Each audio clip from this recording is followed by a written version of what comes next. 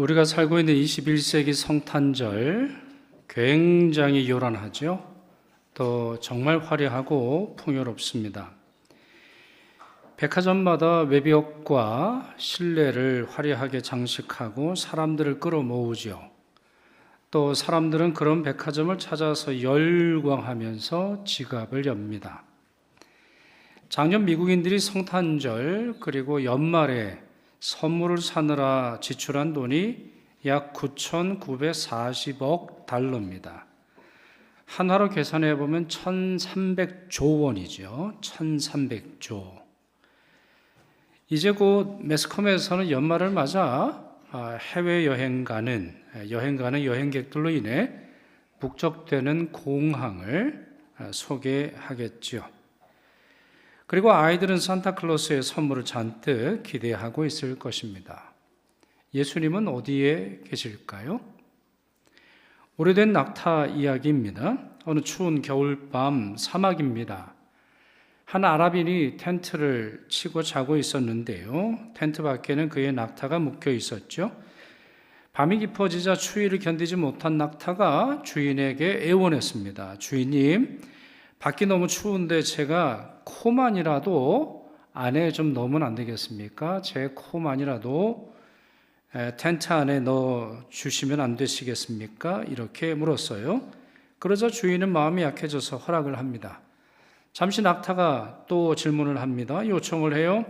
코가 따뜻해지니 귀가 너무 시립니다. 머리까지만 넣게 해주세요. 주인이 또 허락을 하죠. 그러자 낙타는 목을, 앞다리를, 그리고 몸통 전체를 텐트 안으로 밀어 넣었습니다. 텐트가 좁죠? 당연히 너무 작아지죠. 그러니까 거대한 낙타가 뭐라고 또 주인에게 요구하느냐? 여기 둘 다 있기에는 너무 좁으니 주인님 나가 계시지요. 그렇게 주인은 추운 밖으로 쫓겨났고 낙타가 텐트를 차지해 버렸다라는 재미난 이야기가 있습니다. 이것이 바로 우리 성탄절의 현실이 아닐까 싶어요. 요즘 우리 시대의 모습이 아닐까 싶어요. 아까 물어봤습니다만 성탄절의 주인공은 성탄은 예수의 탄생을 기념한 날이니 당연히 이 성탄절의 주인공은 예수여야 하는데 사람들은 예수 없는 성탄절을 즐거워하면서 돈 쓰고 시간 쓰고 또한 자기의 관심사에 따라서 행동한다는 것이죠. 상업주의가 예배를 밀쳐내고 산타클로스와 루돌프가 예수님을 대신하며 사람들이 만든 신화와 오락이 성탄의 경건함을 변두리로 밀어내고 말았습니다. 그렇다면 진짜 성탄절의 모습은 무엇입니까? 달리 말해서 성탄절의 진실은 무엇입니까? 첫째, 성탄절은 역사적 사실이라는 것입니다. 누가는 이 성탄의 밤을 기록을 하면서 Once upon a time, 영어로 그런 말 하죠. 아니면 옛날 옛적에 호랑이가 담배 피던 시절에 이와 같은 동화체로 시작하지 않습니다. 그럼 어떻게 시작하나요? 1절과 2절 보시죠. 그때에 가이사 아구스도가 영을 내려 천하로 다 호적하라 하였으니 이 호적은 구레뉴가 수리아 총독이 되었을 때 처음 한 것이라 구체적인 이름이 등장합니다. 아구스토라고 하는 로마 황제 이름이 나오고 또한 구레뉴라고 하는 수리아 총독 이름이 나옵니다. 실제 인물들을 거론하고 있습니다. 그때에 그리고 수리아라고 하는 지명을 언급을 했어요. 이게 무슨 뜻이겠어요? 예수님의 탄생은 신화가 아니라는 말이죠. 지어낸 허구 속에 있는 그러한 상상의 사물이 아니라는 겁니다. 구체적인 시기와 장소에서 벌어진 역사적 사실이라는 것입니다. 둘째, 성탄절은 하나님의 섭리에 따라 진행이 됩니다. 그렇게 되었어요. 자, 그때의 1절을 보시면 이 당시 가이사 아구스토가 호종령을 내렸다고 했습니다. 그러니까 로마 제국의 지배를 받는 사람들은 하나도 예외 없이 자기 고향으로 돌아가서 호적 신고를 따로 하도록 되어 있습니다. 왜 이런 호종령을 내렸을까요? 세금 때문에 그런 거죠. 1년에 한 번 아니면 1년에 한 2번 정도 하나요? 여러분 시나 아니면 구에서 나와서 몇 명 살고 있습니까? 누가 살고 있습니까? 우리 그와 같은 것을 조사하잖아요. 세금 때문인 거죠. 몇 명이 사나 또 누가 사나 그걸 알아보려 하는 것입니다. 저희 애들도 보면 그래요. 저도 외국에서 오래 살았는데 한국에 딱 도착하는 순간 우리 국민의료보험공단에서 연락이 옵니다. 잘 오셨습니다. 그러니까 의료보험 내세요. 그렇게 하고 떠나는 순간 또 당신은 지금 외국에 사니까 잠시 의료보험 안 내도 됩니다. 이와 같은 연락이 오는 걸 볼 수 있습니다. 그렇습니다. 세금 때문에 그러는 거고 로마 황제가 세상을 다스린다라는 것을 보여주기에 이것만큼 좋은 것이 없지요. 자, 그러나 이와 같은 황제의 명령이 어떤 식으로 쓰여졌어요? 하나님의 도구가 됩니다. 그의 명령은 그의 마음속에서는 자기가 이 세상을 다스리고 있는 권력자다 이걸 좀 보여주고 싶었겠지만 실상은 그와 같은 마음도 하나님께서 사용하신다 이런 말씀인 거죠. 잠언 21장 1절 말씀 보십시오. 우리 정치가들의 역할 그리고 정치를 기독교인들이 어떻게 바라봐야 되나 생각할 때 이 구절이 굉장히 중요한데 그 말씀 같이 읽겠습니다. 왕의 마음이 여호와의 손에 있음이 마치 봄물과 같아서 그가 임의로 인도하시느니라. 자, 왕의 마음을 누가 주관합니까? 여호와의 손이 주관합니다. 그러니까 왕이 그런 생각을 하게 되는 데는 하나님의 개입이 있었다라고 하는 것이고 하나님이 개입하실 때는 어떤 일이 벌어져요? 봄물이 쏟아지는 것처럼 댐이 무너져가지고 물이 엄청나게 쏟아지는 것처럼 걷잡을 수 없이 되어서 하나님이 임의로 인도하신다 이렇게 설명하고 있는 것입니다. 그러니 세상의 왕이 세상의 통치가가 세상을 다스리는 것이 아니라 하나님께서 세상에 권세 있는 자를 통하여 다스린다는 걸 우리가 알 수 있다는 거죠. 갈라디아서 4장 4절 말씀도 보십시오. 때가 참에 여기서 때는 뭐예요? 하나님이 정하신 때를 말하는 거예요. 하나님의 계획의 때를 말합니다. 하나님의 플랜이 완성이 되었기 때문에 하나님이 그 아들을 보내사 여자에게서 나게 하시고 율법 아래에 나게 하신 것 이렇게 설명하고 있습니다. 왕의 마음과 왕의 판단의 내용과 시기를 누가 결정한다는 말이에요? 하나님이시라는 거예요. 그래서 왕의 호정 명령이 내려졌다라고 되어 있지만 이미 그 배후에는 하나님께서 그 계획을 하나하나 진행하고 계심을 알 수 있는 것입니다. 그렇게 우리 신학적으로 말하는 것이 있어요. 하나님을 말할 때 역사의 수레바퀴를 돌리신다 이런 말을 하는 것이죠. 셋째, 마리아와 요셉의 담백한 순종이 있었다는 것을 알 수 있습니다. 4절 5절 제가 읽습니다. 요셉도 다윗의 집 족속이므로 갈릴리 나사렛 동네에서 유다를 향하여 베들레헴이라 하는 다윗의 동네로 그 약혼한 마리아와 함께 호적하러 올라가니 마리아가 이미 잉태하였더라. 자, 끝에부터 보시죠. 마리아가 베들레헴에 올 필요가 있습니까? 없습니까? 없습니다. 왜? 호적할 이유가 없잖아요. 이 마리아는 레위 사람이에요. 따라서 어떤 지파가 12개의 지파를 땅을 나눠줘서 그 땅에 살도록 하는 그와 같은 원칙에 적용되지 않습니다. 그러니까 마리아는 갈릴리에 남아도 되는 거예요. 나사렛에 그냥 남아있어도 되는 거예요. 거기가 고향일 가능성이 굉장히 높은 거죠. 그럼에도 불구하고 마리아를 데려왔던 이유는 홀로 있을 마리아에 대한 굉장히 지극한 사랑 때문이었을 거예요. 이미 마리아는 공격을 많이 당하고 있을 거예요. 이미 마리아는 여러 소문의 당사자가 되어서 어려운 일을 당하고 있었기 때문에 마리아를 혼자 놔두고 며칠간 아니면 십며칠을 자기의 고향으로 갔다 돌아오는 것이 쉽지 않았기 때문으로 보입니다. 자, 그런데 그 앞에 말씀을 보시면 여러분 지도를 공부를 많이 해보신 분은 이것이 쉽지 않다는 걸 잘 아실 거예요. 갈릴리 나사렛이 어디 있습니까? 이스라엘의 북쪽에 있습니다. 제일 북쪽에 있단 말이에요. 근데 거기서부터 유대를 향하여 베들레헴은 어디 있어요? 남쪽에 있어요. 이 거리가 180km예요. 그냥 평지만 있는 것이 아닙니다. 당시에 로마가 지배하고 있어서 도로가 잘 닦여 있습니다만 나사렛도 그렇고 베들레헴도 그렇고 산지예요. 그러니까 해발 한 1000m 정도 올라가야 하는 지형인데 그 사이에 있는 도로는 다 밑으로 돼 있어요. 그러니까 1000m를 내려가서 한참 오다가 다시 1000m로 올라와야 되는 멀고 험한 여정이에요. 그런데 이 말씀이 답니까? 갈릴리 나사렛 동네에서 유대를 향하여 베들레헴이라 하는 다윗의 동네로 마리아와 함께 호적하러 올라가니 마리아가 이미 잉태하였더라. 이게 답니까? 네, 이게 답니다. 담백합니다. 이들의 여정은 결코 쉽지 않았을 것임에 틀림없습니다. 이분들만 고향으로 갔을까요? 아니에요. 온 나라 전체가, 온 제국 전체가 움직이고 있었단 말이에요. 그러니 수많은 사람들이 여행을 떠나야 했고, 수많은 사람들이 다녀야 했고, 방을 찾느라, 식당에서 밥 먹느라, 물 구하느라 요란한 그런 시대였다라고 하는 말이죠. 게다가 베들레헴에서 만난 사람들 얼마나 냉담했습니까? 그러나 마리아와 요셉은 자기 이야기를 하지 않아요.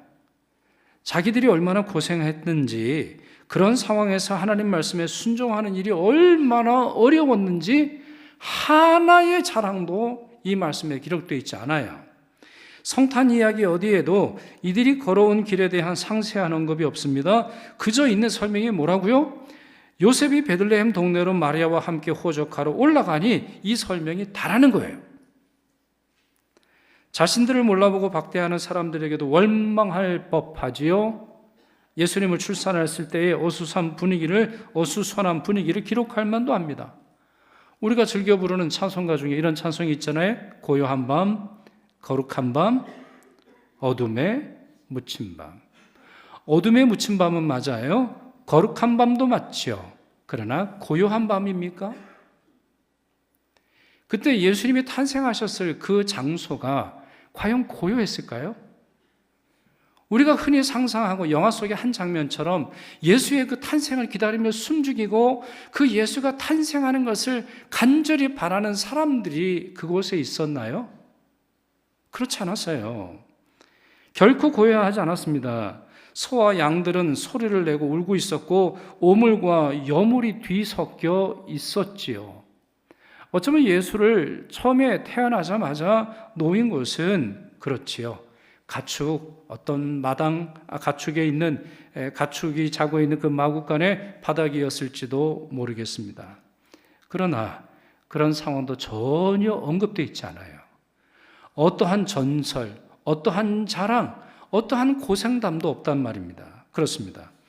예수님의 부모인 요셉과 마리아는 담백히 순종했습니다. 우리의 담백한 언어가 가장 위대한 하나님의 일을 기록하기에 가장 좋은 방법이라는 것을 알 수 있습니다. 요란함이 아니라, 대단한 것이 아니라 오히려 우리의 말을 줄이고 우리의 주장을 낮추고 우리의 모든 것도 내려놓아서 빛으로 임하신 그리스도를 온전히 증거하는 방법, 이것이 바로 성탄절을 맞았던 이 두 부부의 방법입니다. 넷째, 예수님의 강보와 구유가 성탄의 표적이었다는 것입니다. 성탄의 표적이 예수님이 강보에 쌓여서, 그러니까 헝겊에 쌓여서 꼼짝하지도 못하는 그 모습과 그리고 구유에 누이셨다라고 하는 그 모습이라는 거죠. 7절 보십시오. 첫 아들을 낳아 강보로 싸서 구유에 누였으니 이는 여관에 있을 곳이 없음이러라. 자, 바로 이때에 또 다른 공간에서 천사가 나타나 들판에 자고 있던 목자들에게 선포합니다. 11절과 12절. 오늘 다윗의 동네에 너희를 위하여 구주가 나셨으니 곧 그리스도 주시니라. 너희가 가서 강보에 쌓여 구유에 누여 있는 아기를 보리니 이것이 너희에게 표적이니라. 이렇게 설명했습니다. 여기에 표적이라고 하는 말이 나오는데 표적이 뭐죠? 눈으로 볼 수 있고 손으로 만져볼 수 있는 구체적이고 확실한 증거를 의미합니다. 이제 이번 주 목요일에 설교 중에 말씀을 드리겠습니다만, 천사들은 목자가 헷갈리지 않도록 뭔가를 알려줘야 했는데 예수라고 하는 이름은 알려주지 않았습니다. 그 이름은 오직 예수라고 하는 그 이름에, 임마누엘 예수라고 하는 이름의 계시를 들은 요셉과 마리아가 지어줄 수 있는 것이기에 이 이름은 30년 동안, 이후 30년 동안 침묵 가운데서, 신비 가운데서 묻혀져 있게 되는 것이죠. 그러면 목자들은 어떻게 찾아야 할까요? 그들의 구세주이고 메시아이며 그들을 인도할 주님이 탄생했는데, 그리고 그분에게 다가가야 하는데, 과연 그분을 알아볼 수 있는 표식은 뭡니까? 그분이 세상의 왕이라고 하는 표징은 뭡니까? 그분이 온 세상을 다스리시사 구원하신다라고 하는 중요한 표지는 뭡니까? 어떻게 식별할 수 있나요? 그게 바로 구유에 누워 계신 예수 그리스도의 모습이라는 것이죠. 기독교 실존주의 철학자인 키에르케고르가 지은 이야기입니다. 옛날에 한 왕이 있었습니다. 그는 매우 강력했고 모든 권력을 손에 쥐고 있었습니다. 모든 나라가 그 앞에 떨었지요. 그런데 이 위대한 왕이 어느 여자를 사랑하게 되었는데, 그 여자는 너무 가난하고 너무나 비천했습니다. 시골에 사는 처녀였는데요. 그러나 이 왕은 그녀를 너무나 사랑하는 나머지 그녀를 자기의 신부로 맞이하고 싶었습니다. 그런데 문제가 있는데, 어떻게 결혼을 해야 하느냐, 이게 이제 왕으로서는 문제였어요. 방식을 생각을 했습니다. 첫째, 군대를 보내서 그녀를 왕궁으로 데려오는 것이죠. 근데 이게 마음에 들지 않았어요. 둘째, 왕이 잠시 거지의 옷을 입고 변장하는 것이었습니다. 그러나 이것도 역시 마음에 들지 않았어요. 결국 왕은 가장 어렵고 어쩌면 가장 어리석어 보이며, 이 키에르케고르의 글에 보면 가장 위험한 방법인 세 번째 방법을 선택합니다. 그게 뭔가요? 왕인 자신이 그녀의 자리로 내려가는 겁니다. 결국 왕은 왕관을 벗고 왕의 지위를 버리고 진짜 거지가 됩니다. 그녀와 똑같은 비천한 신분이 됩니다. 그녀가 겪는 배고픔과 그녀가 고통스러워하는 추위와 아픔을 함께 겪기로 합니다. 이것이 키에르케고르가 만든 이야기인데요. 그 이야기의 결론에서 다음과 같은 문장을 썼습니다. 이것이 바로 하나님이 사람이 되신 이유이다. 이것이 바로 우리처럼 비천한 자를 사랑하기 위해서 그 높으신 예수 그리스도가 사람이 되신 이유이다. 이렇게 썼다는 것이죠. 그렇습니다. 예수님은 세상 왕들처럼 행동하지 않으셨습니다. 그들은 군림하기 위해 찾아오지만 예수님은 우리를 사랑하셨기 때문에, 진짜 우리의 사랑을 받고 싶으셨기 때문에 비천한 우리의 삶 안으로 들어오셨고, 그 사실의 표적이 바로 강보에 쌓인 예수님이 구유에 누우신 모습이었다는 말이죠. 다섯째, 사람들이 예수를 거절했다는 것이고 예수님을 영접하는 자들에게 하나님이 권세를 주신다는 것입니다. 본문 7절 하반절에 이런 말씀이 있지요. 여관에 있을 곳이 없음이로라. 자, 여기서부터 모든 문제가 시작됩니다. 예수께서 구유에 가신 이유는 방이 없어서입니다. 예수께서 마국간에서 태어나셔야 했던 이유는 바로 여기 있습니다. 예수께서 그 비천한 존재처럼 강보에 쌓여서 사람들의 무시를 당한 상태에서 태어나셨던 이유가 바로 여관에 방이 없었기 때문입니다. 최근에 대부분의 성경학자들은 이 여관을 호텔과 같은 의미가 아닐 거다 이렇게 해석합니다. 그러니까 돈만 주면 얼마든지 방을 구할 수 있는 그러한 상황이 아니라, 이 말은 뭐냐, 지인이나 친척의 집에 있는 손님 방이었을 거다. 우리 옛날에도 보면 사랑방이라는 게 있었잖아요. 그래서 누가 오면 그 사랑방에서 얼마든지 자고 갈 수 있도록 배려해 주었는데, 그것이 꽉 차서 들어갈 공간이 없었다라는 거죠. 그러나 여러분, 진짜 공간이 문제입니까? 진짜 방이 문제입니까? 아니면은 정말 마리아와 요셉이 가난했기 때문에 호텔 방을 구할 수 없었다라고 하는 경제적 어려움이 문제입니까? 그게 아니라는 거 우리 쉽게 생각할 수 있어요. 마리아는 이미 만삭입니다. 만삭이에요. 나사렛에서부터 베들레헴까지 거의 180km를 이동을 해야 됐습니다. 그런 점에서 마리아야말로 손님 방에 들어가기에 정말 필요한 사람인 거죠. 그러나 그 누구도 그녀에게 방을 내줄 마음이 없었던 것입니다. 그럴 마음이 없어요. 왜요? 내가 중요하니까. 내가 뭐하러 임신한 여자를 도와줍니까? 나도 다리가 아픈데? 아니, 나도 내 삶이 어려운데? 뭐하러 내가 임신한 저 여성이 출산할 그런 공간을 내줍니까? 나도 내일 어떻게 될지 모르고 나도 내 삶이 힘든데 왜 내가 그렇게 해야 하느냐? 마음이 없었던 것이죠. 바로 이것이 세상 사람들의 문제이고 이것이 2000년 전의 문제이고 오늘 이 시대의 문제이기도 합니다. 더 나아가서 사실 이것이 예수님의 삶이었습니다. 예수님 생애 전체에 걸쳐서 그분이 당하셔야 하는 십자가 짐의 또 다른 측면이죠.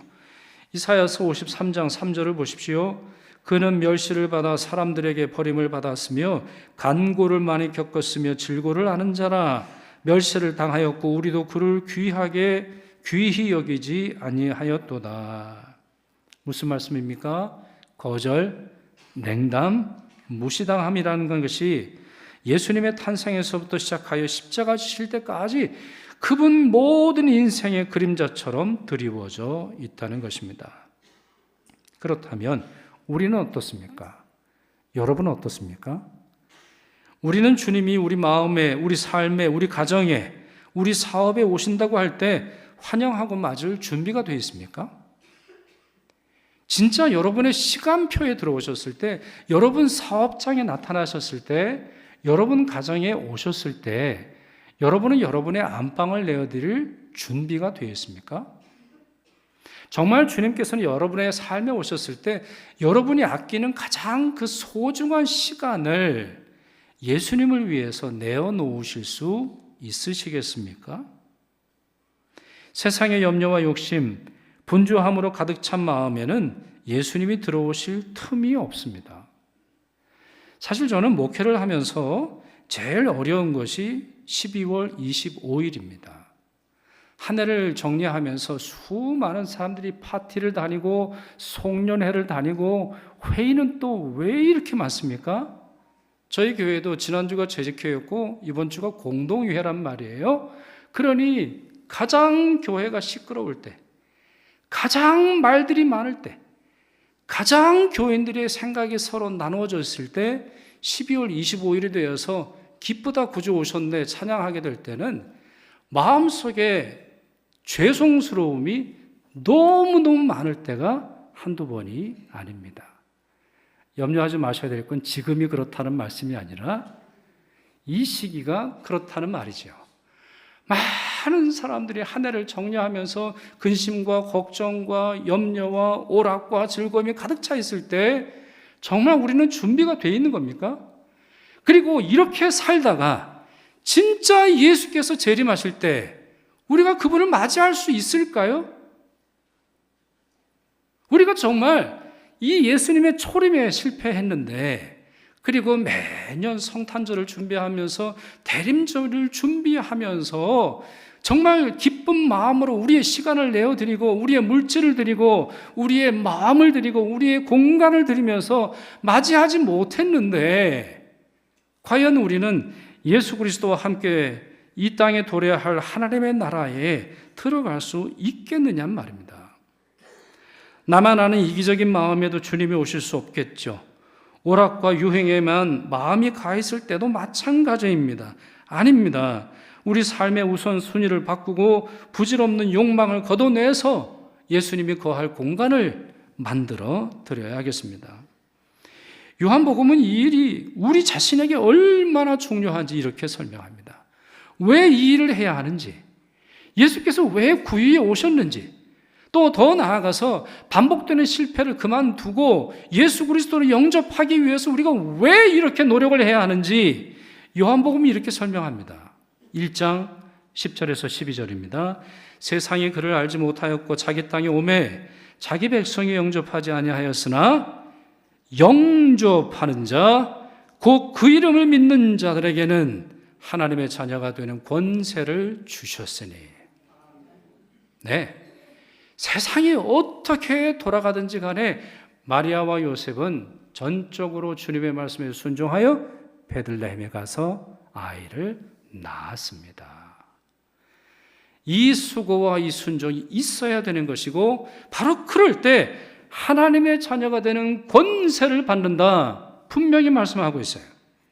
그리스도께서 사람들에게 버림을 받으시고 구유에 누이실 정도로 비천해주신 이유가 있습니다. 우리를 그분의 영광스러운 모습으로 높이고자 하시는 것이죠. 이러한 상관관계를 바울이 다음과 같이 설명했지요. 우리 주 예수 그리스도의 은혜를 너희가 알거니와. 자, 우리 주 예수 그리스도의 은혜는 뭡니까? 예수의 은혜를 받으면 어떤 일이 벌어집니까? 예수 그리스도는 왜 그의 은혜를 우리에게 주셨을까요? 부요하신 이로서 너희를 위하여 가난하게 되심은 그의 가난함으로 말미암아 너희를 부요하게 하려 하심이라. 이 모든 일들이 우리를 높이시고 우리를 하나님의 자녀가 되게 하시고 우리로 하여금 권세 있게 살게 하시고 우리로 하여금 영생을 누리도록 하시는 하나님의 구원의 방식이라는 것입니다. 바로 이것이 성탄의 진실입니다. 왕이신 그분께서 낮추심으로 말미암아 가난한 우리, 비천한 우리가 누워야 했어야 할 그 구유에서 그분이 누우심으로 말미암아 우리를 존귀하게 만드신다는 것입니다. 이제 말씀을 맺지요. 예수님이 찾아오시면 모든 것이 달라집니다. 베들레헴은 아주 작은 고을이었지요. 그러나 지금 누가 베들레헴을 무시할 수 있겠습니까? 마국간은 어떨까요? 그렇습니다. 우리의 삶도 어떨까요? 그렇습니다. 예수께서 함께 하시면, 예수께서 임하시면 영광과 거룩함의 장소가 되는 것입니다. 그러니 사랑하는 여러분, 오늘 말씀의 의미를 기억하고 사십시오. 하나님이 하나님의 때에 여러분을 찾아오신다라고 하는 사실을 잊지 마십시오. 예수님의 동정녀 탄생을 믿으십시오. 마리아와 요셉처럼 담백히 순종하시고 우리를 사랑하셔서 낮은 곳에 임하셨던 주님을 환영하십시오. 아울러서 주님이 사셨던 것처럼 사십시오. 내 삶의 처지가 구유에 살고 있는 것처럼 느껴진다 할지라도 좌절하거나 걱정하지 마십시오. 주님이 함께 하신다면 여러분은 이 세상에 그 누구보다 존귀한 자로 살아가게 되실 것입니다. 세상 가난하고 어려운 사람들을 돌보아 주십시오. 그들의 눈물을 닦아 주십시오. 그들에게 이 성탄절에 커피 한 잔이라도, 식사 한 번이라도 대접하십시오. 우리를 찾아오신 예수 그리스도처럼 또 다른 누군가를 찾아오셔서 위로의 사람으로 살아가시는 여러분 되시기를 축원합니다. 기도하겠습니다. 사랑과 은혜가 풍성하신 주님, 화려한 왕궁이 아닌 차갑고 낮은 구유에 오셔서 죄인된 우리와 함께 하사 구원해 주시니 감사드립니다. 주님을 감사와 믿음으로 영접하며 주님으로 말미암아 하나님의 자녀가 되는 권세를 누리게 하옵시고 주님처럼 겸손하고 주님처럼 사랑의 사람으로 살아가도록 도와주옵소서. 주 예수 그리스도의 이름으로 기도드리옵나이다. 아멘.